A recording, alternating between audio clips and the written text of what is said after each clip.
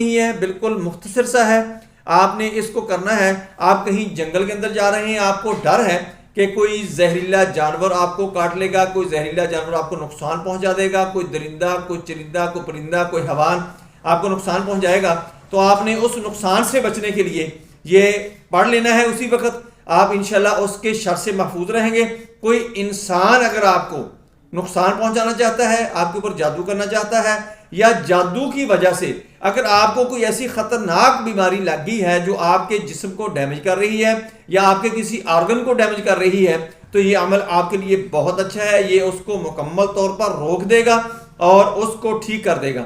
اگر آپ کو کوئی ویسے ہی جادو جنات یا نظر بد کے علاوہ بھی اگر جادو جنات نظر بد کی وجہ سے ہے، پھر تو اس نے انشاءاللہ ٹھیک ہونا ہی ہے.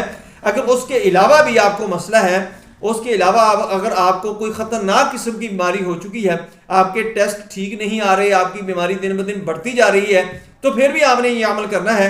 آپ کو یہ عمل جو ہے انشاءاللہ مکمل طور پر شفا یاب کر دے گا.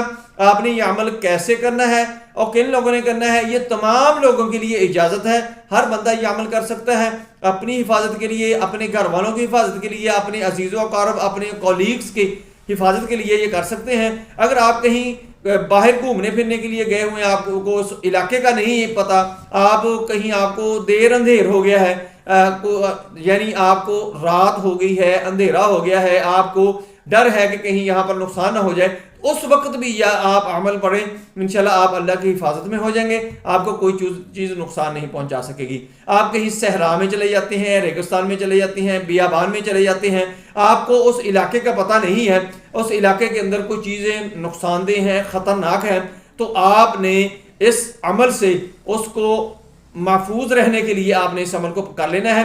ایک دو واقعات میں آپ کو سناتا ہوں کہ ایک جادو کی وجہ سے بچے کا جسم ہی ٹیڑھا ہو گیا تھا.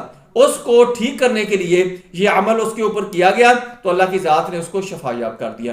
اور اکثر لوگ یہ شکایت یہ سناتے ہیں بات کہ ہم کوئی جنگلات میں گئے کام کے لیے یا سیر کے لیے، صحرا ریگستان میں چلے گئے، وہاں پر بڑے خطرناک قسم کے سانپ بچھو وغیرہ ہوتے ہیں، کان کھجورے وغیرہ ہوتے ہیں، تو ان سے حفاظت کے لیے ہم نے یہ عمل پڑھا.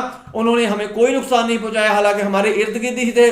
ہم نے جو چیز وہاں پر کپڑا بچھایا ہوا تھا، کوئی مسلح بچھایا ہوا تھا، یا کوئی بھی اس نے کوئی نیچے بیٹھنے کے لیے جو چیز بچھائی ہوئی تھی، اس کے نیچے یہ چیزیں، جہاں ہم نے اس کو کپڑے کو اٹھایا تو اس کے نیچے یہ چیزیں تھیں، لیکن ہمیں کسی چیز نے نقصان نہیں پہنچایا. یہ اتنا عمل جو ہے اتنا طاقت والا ہے اور اتنا اچھا ہے. آپ نے کیا کرنا ہے کہ ہر نماز کے بعد سورہ صافات کے اندر ایک آیت ہے،